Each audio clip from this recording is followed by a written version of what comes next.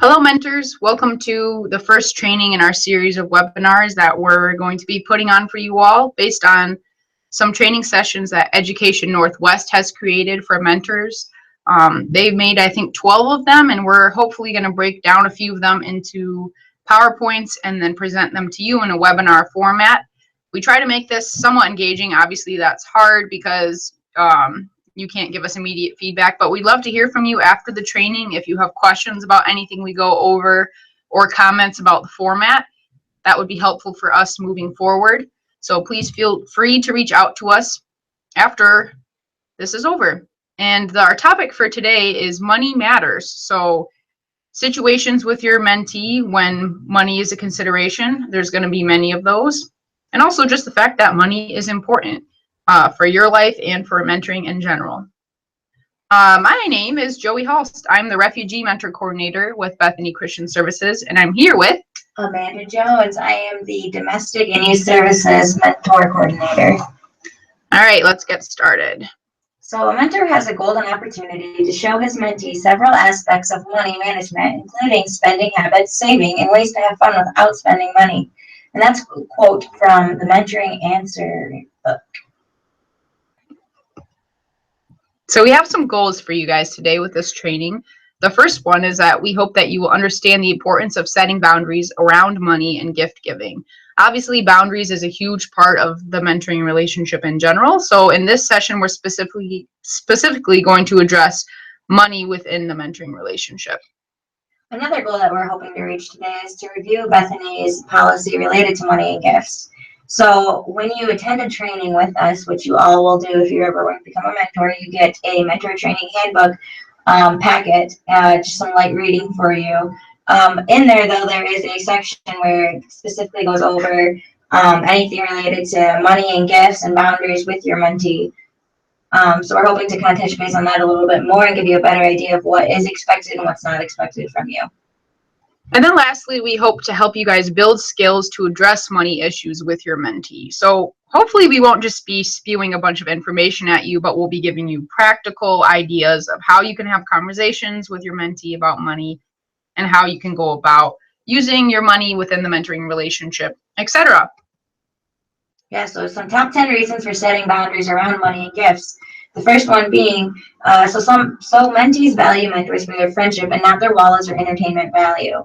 So rather than you being somebody that they're expecting to go and buy them all these fun new things or taking them to these new places but it costs a lot of money, we're hoping that they value more so the fact that you're wanting to spend your time with them and give them advice and be a positive role model in their life rather than just somebody that has money in their wallet. Number 2, so more expensive outings or gifts are viewed as special and not expected. So this kind of goes back to the idea that if you start off the relationship, the first time you meet them, you bring them, let's say you bring them like a couple video games or something like that. And then the next time you bring them a t-shirt. Well, then the third time they're going to be like, hey, where's my gift if you don't bring one? So being conscious about how you're treating gifts or even how you're spending money with your mentee. If you start by going to the movies first and then going to Craig's Cruisers the next time, and then the third time you just ask if they want to go on a walk, probably going to be like, what? That's not fun compared to what we've been doing before. So make sure that you're thinking about that, especially at the start of the relationship. But then that also makes it easier as you're building the trust and building the relationship to be able to then do, or if you give them a gift, it becomes more special because you built the relationship on your friendship instead of gifts or the expensive outings that you're doing. Yeah, the next one is because spending a lot of money on gifts or outings might not be modeling good spending habits. So by you going and constantly spending when you're going out, that's showing the youth that, hey, it's okay to spend all this money. And it's okay to not have a budget. And it's not okay to be really actually kind of smart with what you're spending that money on. A lot of these youth, aren't coming with a ton of money with them. And so by, showing them that, hey, it's important to budget, it's important to save, it's important to make sure that you are spending your earned money on things that are actually valuable, will better them in the long run. Number 4, because spending a lot for each outing is not sustainable over the course of a year. So you all agreed when you signed up to be a mentor to be matched with your youth for a full year. And if you're seeing your youth 1 to 2 to maybe 3 times a month and spending at least $20 an outing, that's a lot of money that's going to disappear pretty quickly. Also, we hope you realize when you signed up for this opportunity that it is a volunteer opportunity. So this is not something that we expect you guys to be spending a lot of money on. We understand that there's a lot of college students in our program who are mentors. We understand that people aren't always in a place where they can just be freely spending a lot of money, even if you'd like to, or to treat your mentee to certain, special outings or give them a gift. That's great, but we understand that over the course of a year, it doesn't make sense realistically for you guys to be spending a lot of money at each outing. Because many community agencies can provide basic items such as winter coats, food, and school supplies. So although, coming up especially now into the winter months where it's going to be pretty chilly, and say your youth lets you know that they don't have a winter coat, your first instinct is probably going to be that you need to get them a winter coat, or you need to take it upon yourself to find the funds to buy them that winter coat. The great thing is that even here at Bethany, we have lots of funds and we have lots of donations of winter items, of food, of school supplies, all of that. And so along with us, along with other community agencies, we have the capacity, thank you, to go ahead and give those out to our youth and to our clients that we're serving. So definitely reach out to Joy or myself. We can get you set up with the right person to go ahead and find out whether we can get you these items. Absolutely. All right, we're halfway there. So reason number 6, because creating financial dependency may end up causing a rift in the relationship over time. Yes, this is very true. Unfortunately, if you do build your relationship on the gifts you give them or the expensive outings you go on, then if something in your financial situation changes, or you would just like to focus more on getting to know them or doing more simple things, the youth might not take that very well, and it might cause friction within the relationship. So obviously we just want this relationship to be founded on the friendship that you guys have, getting to know each other, just spending time with each other, the simple things. Obviously, outings that are special, like we've said, are going to be good and important for the relationship, but we never want this to be something that is based on the money you're spending or based on what you're giving the youth, essentially, if it comes to like monetary things or physical possessions, anything like that. Because trying to solve all of the mentee's problems can create in the youth a sense of guilt and dependency. So by you going and, saying that the youth tells you something that they need and you go buy that for them, and every time that they need something, you buy that for them, they might begin to, really depend on you for things, and say they start depending on you for things that are a little more costly than, needing some pencils or needing some paper for school. Say they start asking, for money for gas, for money for rent, for their home, for their clothes, for food. Although we all wish that we could, help out in those capacities, sometimes it's just not realistic, and that can definitely start some dependency, and then the youth can get upset, or they could feel guilt for having to ask you, for those types of things when they know that you can't do it, and you can't afford it, and you know that you can't afford it. So it's really important to just, to right away start off with letting them know, like, how much maybe you're able to afford, and, what it is that you're wanting to, what goals you're wanting to reach with them when it comes to what you're willing to spend. Number 8, because some of the best interactions occur during simple day-to-day activities. Yes, I can't stress this one enough. We don't want this mentoring relationship to be something that you guys are stressing about, thinking about, oh, I need to take them on a really fun outing, or we need to do something special.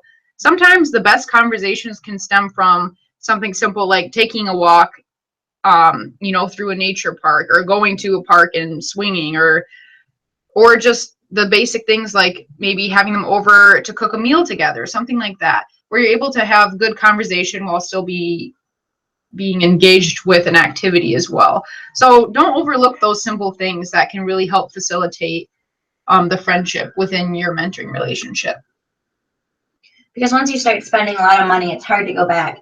So, say right away, like we had talked about earlier, you start spending, $20 every time that you guys hang out. And then one time you go and you just are like, hey, let's go for a walk and talk. They're going to be kind of questioning, like, what's going on? Like, why aren't you spending money? Why aren't we doing something exciting? And then you're going to feel pretty guilty and probably end up doing something instead. It just tends to be harder when you start off, saying yes, yes, yes, and then the one time that you say no, it's confusing for the youth, and it's a little bit harder on you to be like, okay, well, actually, we're just going to continue doing it. So. Then lastly, number 10, because Bethany does not expect you to spend money on your mentee. I addressed this one a little bit, parts of this one a little bit earlier when I said that this is a volunteer opportunity. So we understand that you guys are giving, the main thing about this opportunity is you're giving your time, not your financial, the financial resources that you have. Obviously, Bethany is not able to provide you guys with any funds to use for outings with your mentee. So that's why we do things like the free monthly event to give you guys an event that you can always go to that will be free and something that you don't have to plan. That's also why we try to offer that mileage reimbursement for you as well, because we understand that this is just coming from you voluntarily. So we just want to make that clear that we don't expect you guys to be spending money on your mentee. This is something that as a volunteer position can be done without spending money if you choose to do that. So some of our policies here at Bethany is that it's up to you. It's up to you whether or not you are wanting to spend the money. It's up to you if you're wanting to buy the gifts. It's up to you, if you're wanting to go to these extravagant places and do these crazy activities together. But it's definitely not required from us here at Bethany. Secondly, there are some things to consider when it comes to Bethany's policies around financial things with mentoring. Youth in Bethany's refugee foster care program, so if you're a refugee mentor, almost all of them do get an allowance that's coming from the funds, the state and federal funds that they're receiving as an unaccompanied refugee minor. For most of them, this is $40 a month. I think that can vary a little bit depending on their situation. But knowing that they have that resource, and that's for their own usage of spending during the month, feel free to ask them about that, and feel free to ask them if they're willing to split on an event or if they want to contribute themselves. Like, don't be afraid to say, hey, like, if you're at the mall kind of just window shopping, if they're interested in buying something, be like, yeah, go for it. But you don't need to feel like you need to buy them that. They also do have their own spending money. So just something to consider. And how do the parents and guardians feel about you spending the money and taking them to these places? You definitely don't ever want to shame or overstep your boundaries with the parents. And so it's really important to just talk to them right away about what you have in mind and see if they're comfortable with it, see if they're okay with it. You don't want to make parents feel like they're being showed up a little bit by you coming and doing all these things with their child. As well as you don't want to be used. So you don't want the parents to be like, oh, well, they have this money, so they're going to be able to spend it on whatever we might need. So, you don't want them to be put in a situation where they're asking you to help buy groceries or to help pay for the rent or to help pay for the gas bill for the month or whatever it might be. And if that ever were to come up between you and the parents, it's definitely important to reach out to Joy or myself so that we can figure out the best way to go about handling that situation. And then just lastly, if you do have any questions about specific policy things related to spending money in your mentoring relationship, please just let us know. Now we're going to go over some quotes that other mentors have said when it comes to money matters within their mentoring relationship. So at an adventure center, after we went down there and did everything he wanted, I spent $50 easily.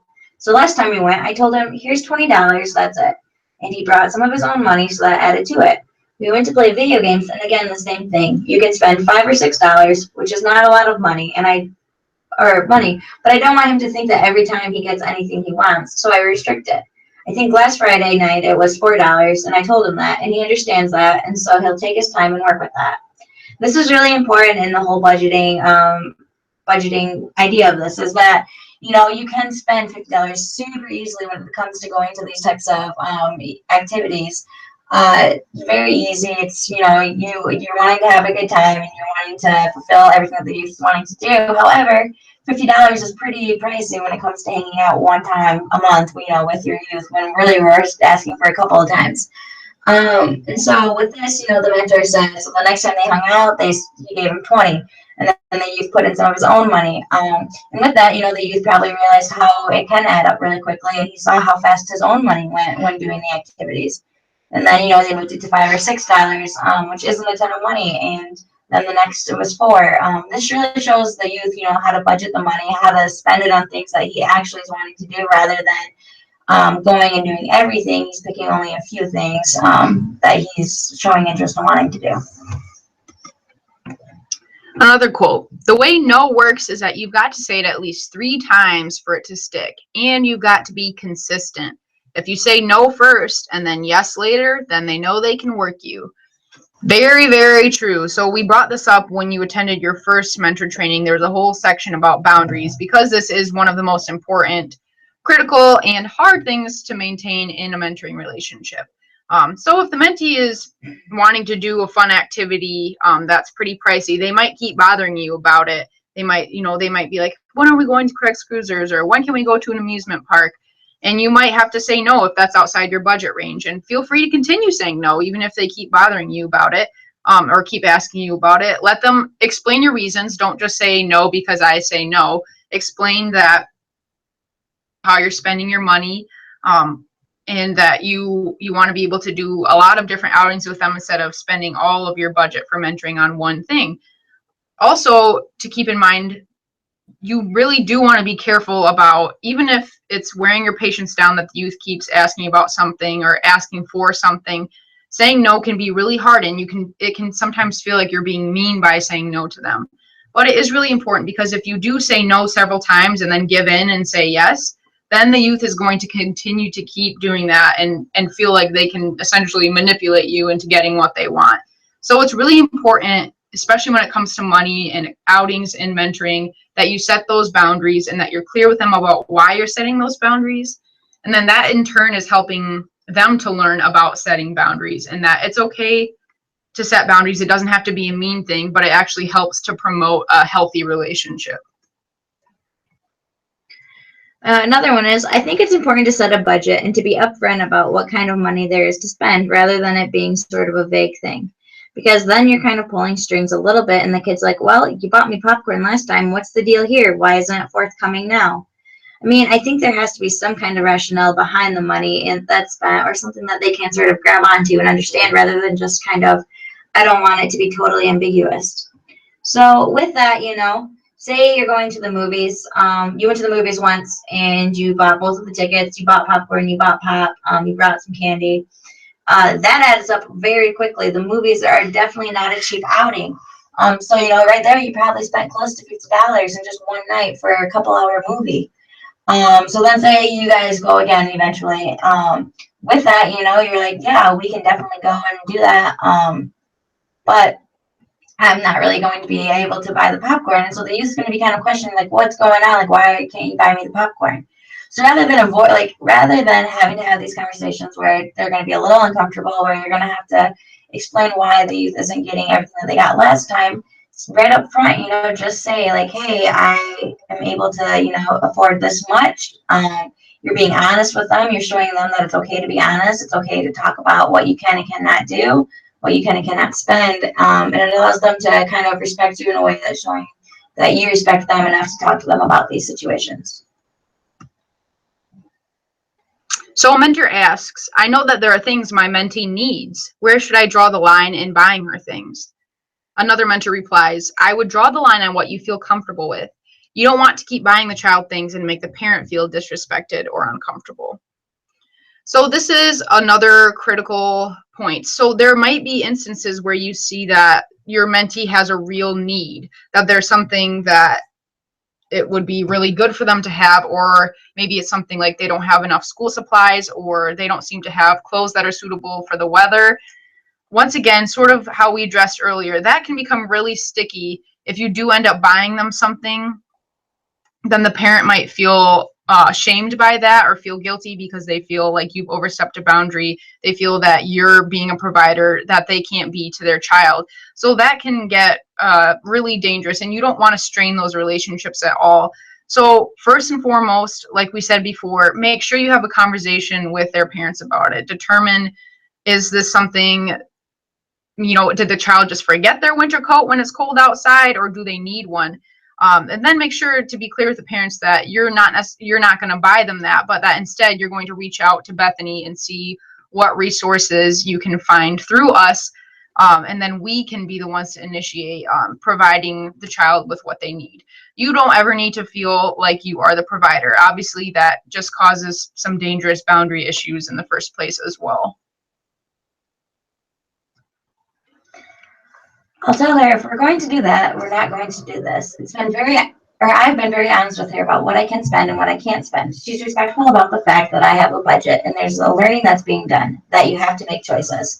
So like we talked about with the movies, right away, like they realized how fast the money was being spent, and then the next time she, made it so that the youth knew that she wasn't able to buy the popcorn the second time. With that, this is exactly what she's saying when she says, if we're doing that, we're not doing this.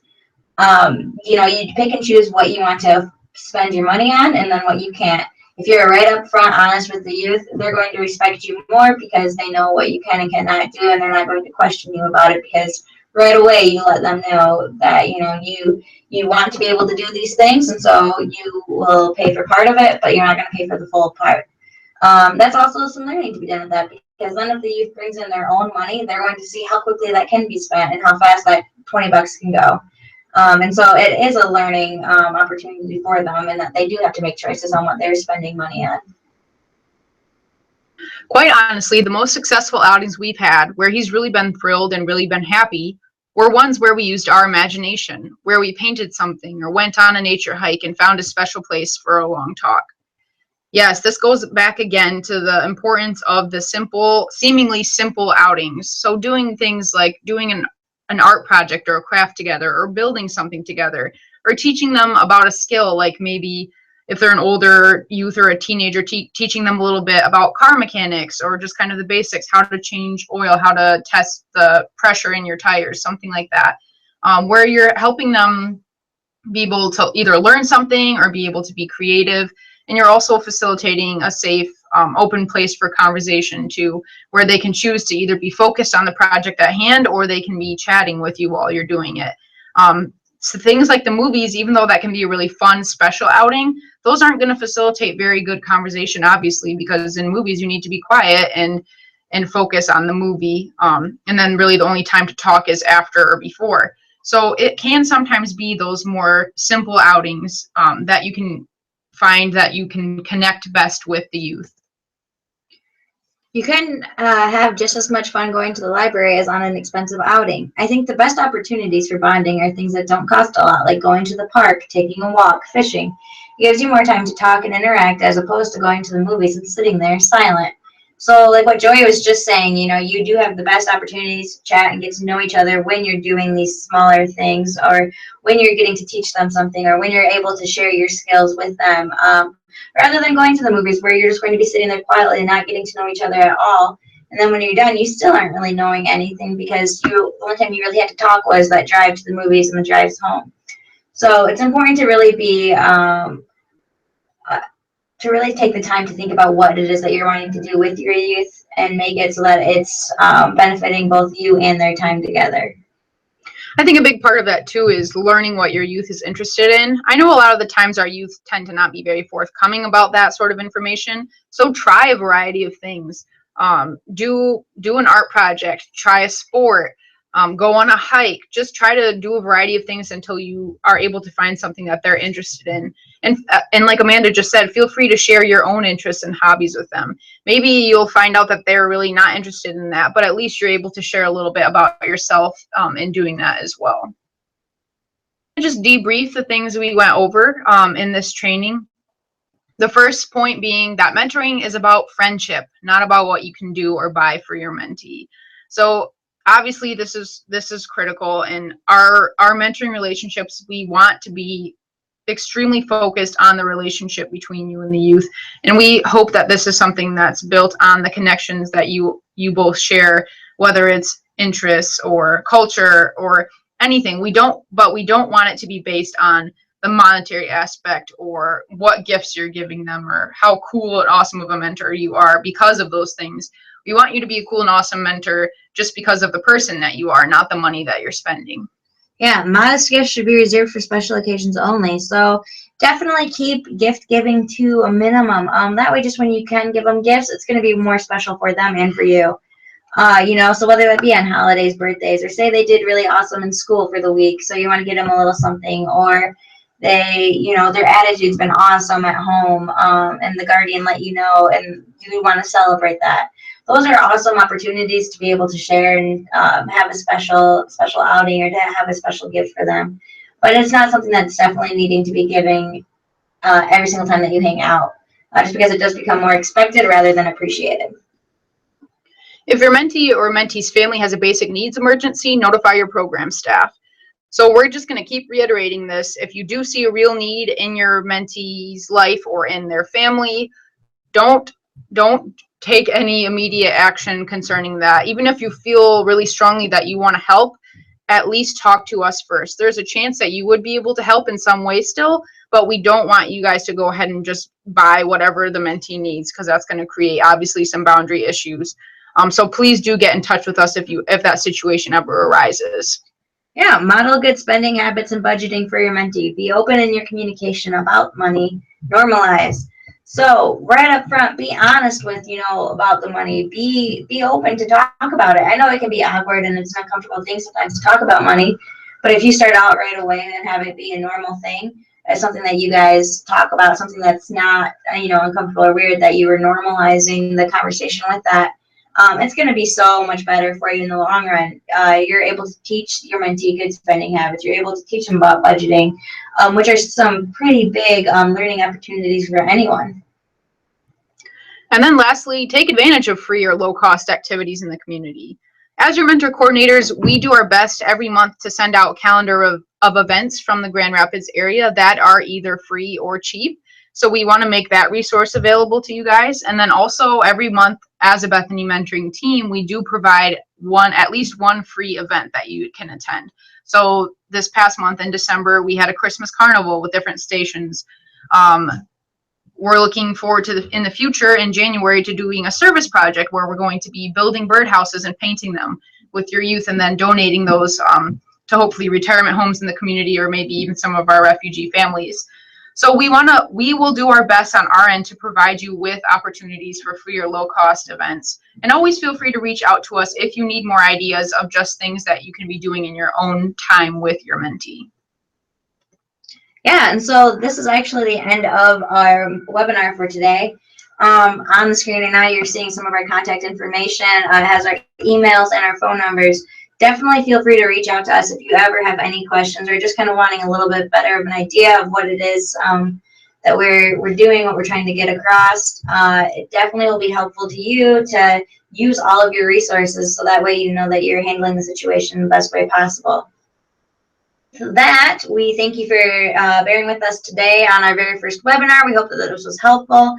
Be sure to leave us some comments or emails, or like it. Just let us know that, it helped you out and that it wasn't a waste of your time. We will be making these either weekly or monthly. We haven't decided yet.